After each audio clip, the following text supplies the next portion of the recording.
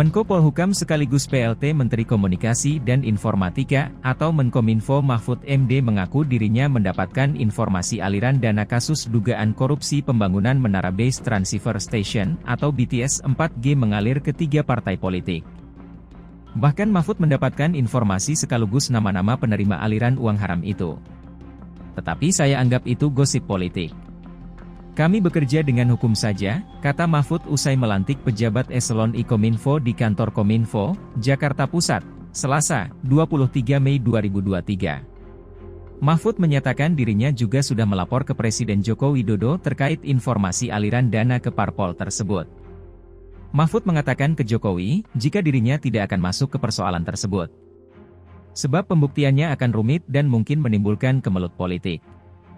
Oleh sebab itu, dirinya mempersilakan Kejaksaan atau KPK untuk menindaklanjuti penyelidikan atas dugaan aliran dana ke 3 parpol tersebut.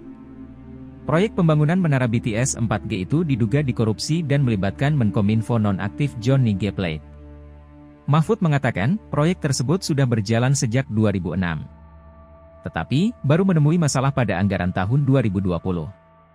Proyek sejak 2006 sampai 2019 berjalan bagus, tapi mulai muncul masalah sejak anggaran 2020.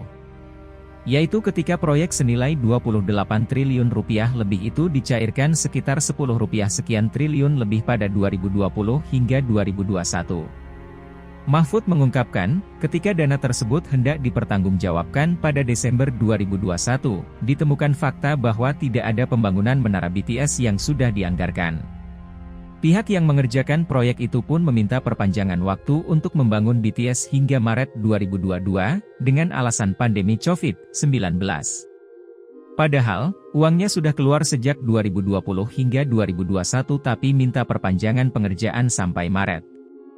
Seharusnya itu pun tidak boleh secara hukum tapi diberi kebijakan perpanjangan.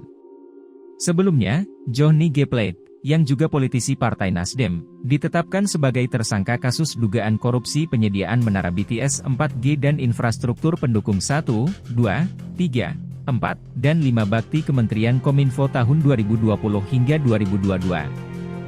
Direktur Penyidikan Jampitsus Kejagung Kuntadi mengungkapkan, penetapan tersangka terhadap Plate terkait wewenangnya sebagai pengguna anggaran dan posisinya sebagai menteri.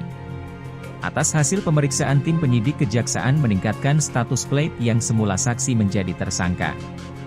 Dalam perkara ini, kerugian yang dihitung Badan Pengawasan Keuangan dan Pembangunan, BPKP, ditaksir mencapai 8,03 triliun rupiah. Sementara dana yang digulirkan untuk mendanai proyek ini mencapai 10 triliun rupiah. Halo, selamat berjumpa dengan saya Anika, pembaca berita podcastnews.id. Saksikan terus konten-konten menarik dari kami. Jangan lupa subscribe, like, dan komen. Terima kasih.